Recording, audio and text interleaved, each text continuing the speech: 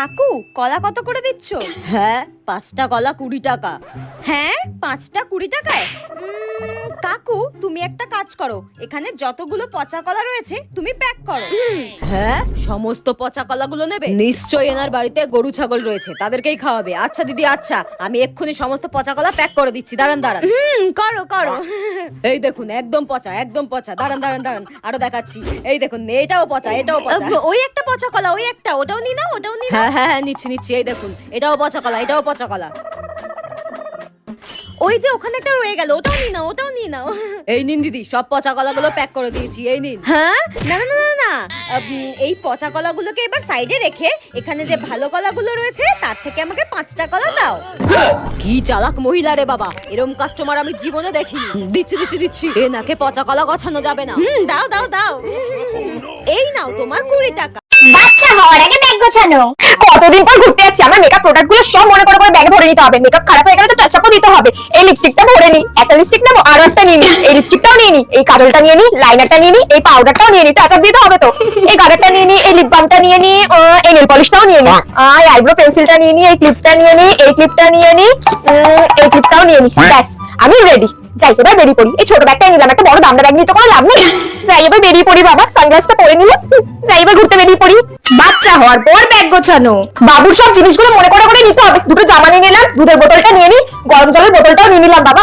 ক্রিমটা ঢুকিয়ে নি, দুটো এক্সট্রা কাঁথাও নিতে হবে, যদি ভিজিয়ে ফেলে তখন শীতে খুব কষ্ট পাবে বাবু। এই প্যান্টটা ঢুকিয়ে নি আর এই কম্বলটা নিয়ে নি। ব্যাস হয়ে গেছে, ব্যাগ গোছানো হয়ে গেছে। বাবুকে এবার একটা বড় করে টিপ পরিয়ে দি। ব্যাস হয়ে গেছে। যাই এবার বেরিয়ে পড়ি।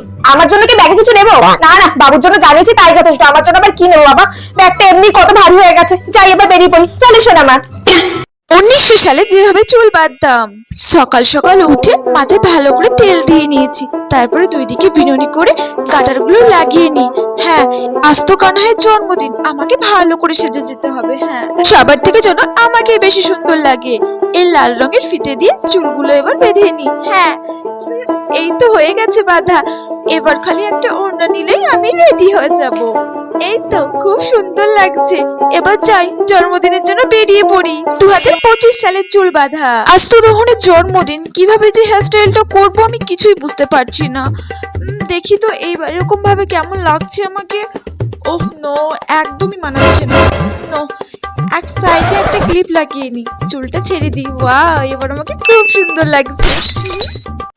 আচ্ছা মনা মানু, ওই ঘরের মেঝেতে নেল পলিশে কে এঁকেছিস? মা আমি করিনি। মা আমি আঁকিনি, আমি সত্যি বলছি আমি আঁকিনি। সত্যি করে বল কে এঁকেছিস? আমি বলছি তো আমি করিনি, বুনুই করেছে, কারণ ওর হাতেই আমি নেল পলিশ দেখেছি। না না মা আমি সত্যি বলছি আমি আঁকিনি, সত্যি। ও তার মানে তোরা কেউই আঁকিসনি তাই তো? ওই ঘরের আঁকাটা খুব সুন্দর হয়েছে, আমি ভাবলাম যে এঁকেছিস তাকে একটা গিফট দেবো। মা ওটা আমি এঁকেছি, ওটা আমি এঁকেছি। আমি জানতাম কাজটা তুই করেছিস, এই জন্য আসার সময় আমি তোর গিফটটা নিয়েই এসেছি।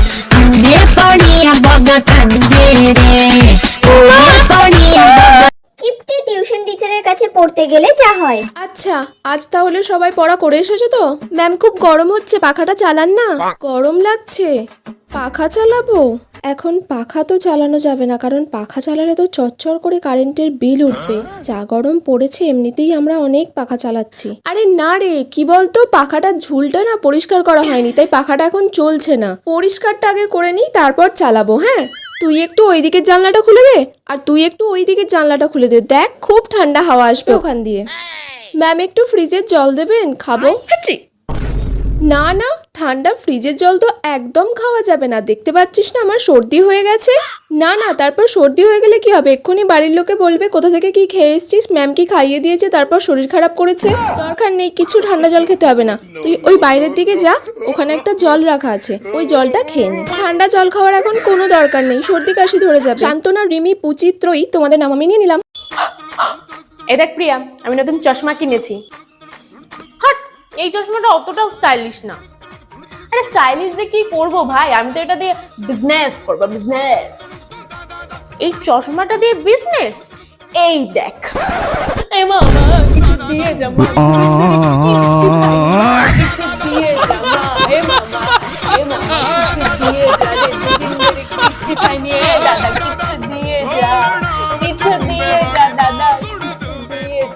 ছোটবেলায় পরীক্ষা দিতে যাওয়ার আগে যা যা ভাবতাম। কাল আমি লাল কাটা দিয়ে চুল বেঁধে গেছিলাম, তাই পরীক্ষা খুব ভালো হয়েছিল। আজকেও আমি লাল কাটা দিয়ে চুল বেঁধে যাবো, তাহলে পরীক্ষাটা খুব ভালো হবে। হ্যাঁ, এই তো চুল বাঁধা হয়ে গেছে। কাল আমি এই কালো ক্লিপটা মাথায় দিয়ে গেছিলাম, তাই পরীক্ষা খুব ভালো হয়েছিল। আজকেও আমি এই কালো ক্লিপটা মাথায় দিয়ে যাবো, তাহলে পরীক্ষা খুব ভালো হবে। আমার নীল পেনটা কই? আমার নীল পেনটা এই তো। কাল আমি নীল পেনটা দিয়ে পরীক্ষা দিয়েছিলাম, তাই পরীক্ষা খুব ভালো হয়েছিল। আজকে এটা দিয়ে পরীক্ষা দিতে হবে, তাহলে পরীক্ষা খুব ভালো হবে। যাই তাড়াতাড়ি ব্যাগে ভরে নি। কালকে তো আমি না খেয়ে পরীক্ষা দিয়েছিলাম, তাই তো পরীক্ষাটা খুব ভালো হয়েছিল। আজকে আমি না খেয়ে পরীক্ষা দেবো, তাহলে পরীক্ষাটা খুব ভালো হবে। কালকে আমি এই সাদা ফুলটা নিয়ে পরীক্ষা দিতে গেছিলাম, তাই তো পরীক্ষাটা খুব ভালো হয়েছিল। আজকে আমি এই সাদা ফুলটা নিয়ে পরীক্ষা দিতে যাবো, তাহলে পরীক্ষাটা খুব ভালো হবে।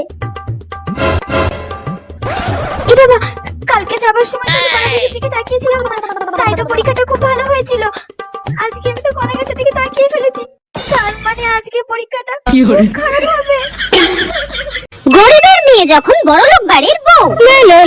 মা, আপনি কি এত রাতে কোথাও বেরোচ্ছেন? হ্যাঁ, ইয়েস, পার্টিতে যাচ্ছি। ও প্লিজ ডোন্ট কল মি মা। আমি না তোমাকে কতবার বলেছি আমাকে মা বলে ডাকবে না, কেমন যেন একটা চিপ চিপ লাগে। Please call me mom or mummy, আর কিচ্ছু না। কেউ ভূত একটা, যত সব।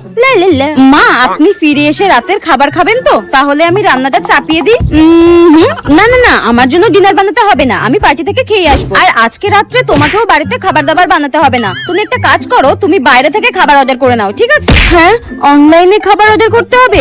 কিন্তু মা, আমি তো অনলাইনে খাবার অর্ডার করতে পারি না। হ্যাঁ, তুমি অনলাইনে খাবার অর্ডার করতে পারো না? ও মাই গড, আমার বেটাটা কাকে বিয়ে করেছে? আমার কাছে তো কোনোদিন ফোনই ছিল না। নেহাত আমার বেটা তোমাকে ভালোবেসেছিল তাই, নইলে তোমার মতো ভিখিরি আর গেও ভূতকে এই চৌধুরী বংশের বউ কোনোদিনও করতাম না। যত সব। এতে আমার কি দোষ? ব্যাক বেঞ্চার যখন পরীক্ষায় বেশি নাম্বার পায়। তা বলো, কাল তো তোমাদের রেজাল্ট বেরিয়েছে, সবার রেজাল্ট ভালো হয়েছে তো? শ্রেয়া, কত পেলে তুমি? তুমি তো ক্লাসের টপার। ম্যাম 80 পেয়েছি। ও মা, 80 মার্কস হয়েছে মাত্র, কেন 90 আপ হলো না?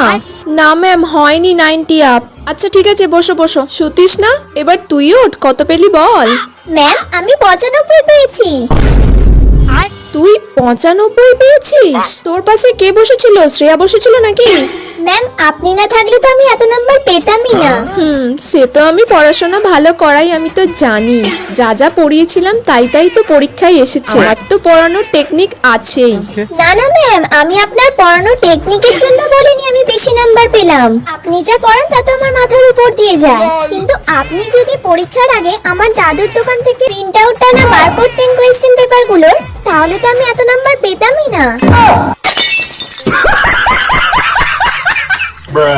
ছোটবেলার গরমের ছুটি।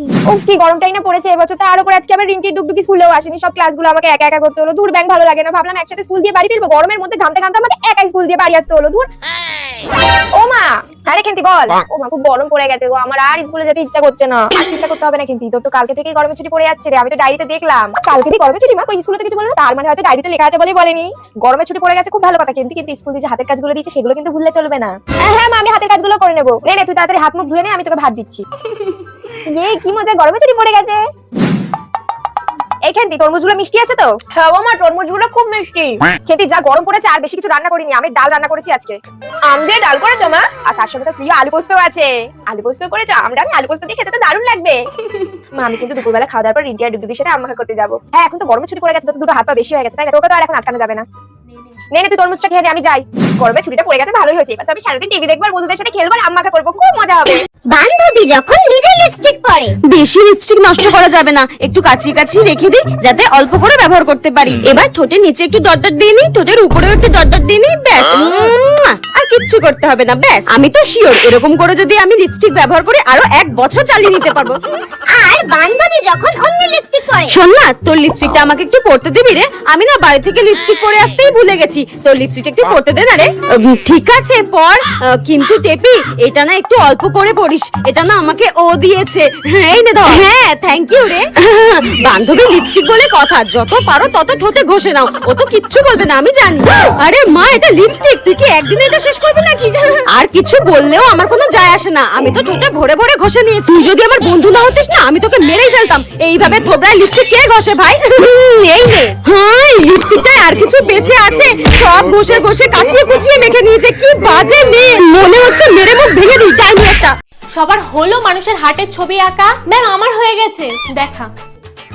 এই যে কিচ্ছু যে পড়াশোনা করিস না সেটা বোঝা যাচ্ছে, এটা আসল হার্টের ছবি না।